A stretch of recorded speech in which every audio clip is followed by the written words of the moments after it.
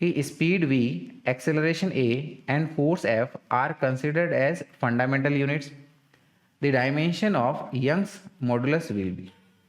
अगर हमारी speed v, acceleration a और फोर्स f को अगर फंडामेंटल यूनिट्स माना जाए तो हमारा यंग्स मॉडुलस का dimensional formula in terms of speed v, acceleration a और फोर्स f क्या होगा, ये हमें बताना है। तो definitely dear students, we know कि यहाँ पर जो यंग्स मॉडुलस है इसका डायमेंशनल फॉर्मूला हमारा v के ऊपर, a के ऊपर और f के ऊपर डिपेंड कर रहा है, लेकिन उनकी पावर कितनी है वो नहीं पता। तो इस पावर को हम लोग a, b और ये इस करस्पॉन्डिंगली c मान लेंगे। यंग्स मॉडुलस का dimension formula, this is force into length of the conductor upon में cross section area of the conductor into change in length of the conductor होता है, इज इक्वल टू, अब देखिएगा v which is speed, तो इसका dimensional formula है हमारा L T minus one इसकी power a into area, sorry acceleration, ठीक है ना। एक्सेलरेशन का डायमेंशनल फॉर्मूला होता है एल टी माइनस टू इसकी पावर हमारी b, और फोर्स का dimensional formula this is M L T minus two और इसकी पावर ये c है। तो डियर स्टूडेंट्स, यहाँ पर ये L है और ये चेंज इन लेंथ है, तो बेसिकली ये लेंथ ही हुई, तो इन दोनों का डायमेंशनल फॉर्मूला आपस में कैंसिल आउट हो जाएगा। तो हम लोग कह सकते हैं कि इसका डायमेंशनल फॉर्मूला हमारा फोर्स न्यूमरेटर में that is M L T minus two divided with area का dimensional formula this is L square है, इज इक्वल टू, देखिएगा यहाँ से नहीं, एक बार काम करते हैं, इसी को कंटिन्यू कर लेते हैं। तो यहाँ पर इसका डायमेंशनल फॉर्मूला हमारे पास बन जाएगा as M L minus one T minus two इस तरीके से।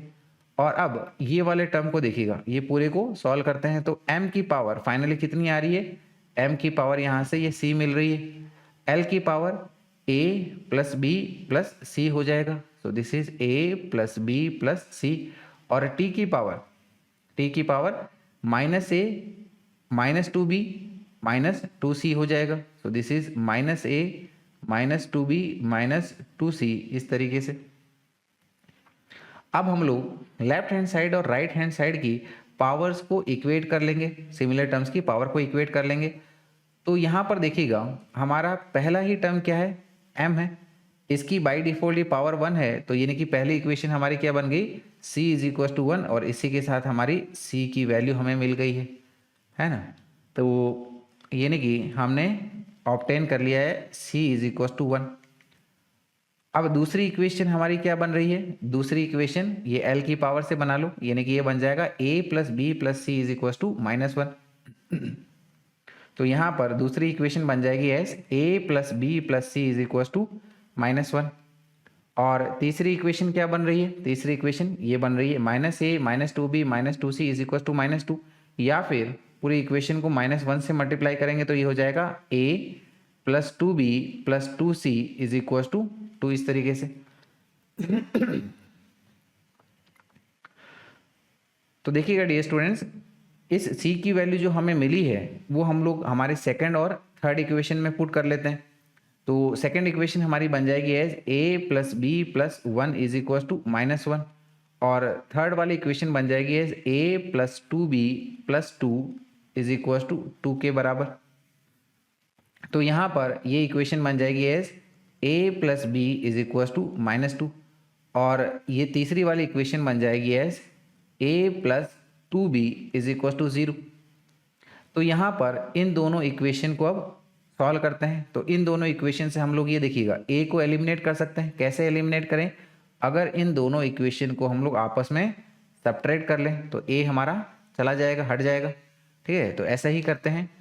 तो देखिएगा दोनों इक्वेशन को सब्ट्रैक्ट करेंगे तो यहाँ पर ये क्या मिल जाएगा हमारे पास में, ठीक है ना। सब्ट्रैक्ट करेंगे तो a से a कट जाएगा और b is equal to two आ जाएगा, है ना। टू बी माइनस बी यानी कि b हो गया, जीरो माइनस टू, ठीक है ना, माइनस टू यानी कि माइनस ऑफ माइनस टू यानी कि प्लस टू हो गया।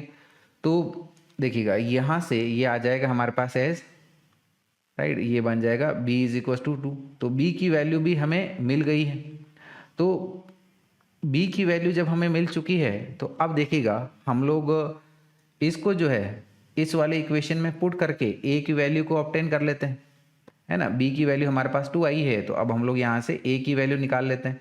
तो इक्वेशन जैसे कि है हमारे पास में a प्लस बी की वैल्यू 2 पुट करिएगा इज इक्वल टू ये -2 है, तो यहाँ से a की वैल्यू हमारे पास क्या आ रही है, दिस इज -4 आ रही है।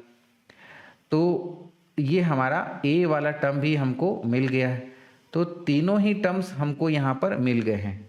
तो तीनों ही टर्म्स जब हमें मिल गए हैं तो जो हमारी यंग्स मॉडुलस की इक्वेशन है इसमें a b और c की वैल्यू पुट कर लीजिएगा। c हमारा 1 है, तो यानी कि ये बन जाएगी हमारी इक्वेशन कि Young's modulus is equal to v की पावर, ठीक है ना, a यानी कि -4, एक्सेलरेशन की पावर b, तो ये हमारा b2 है, और f की पावर c हमारा 1 आया, है ना।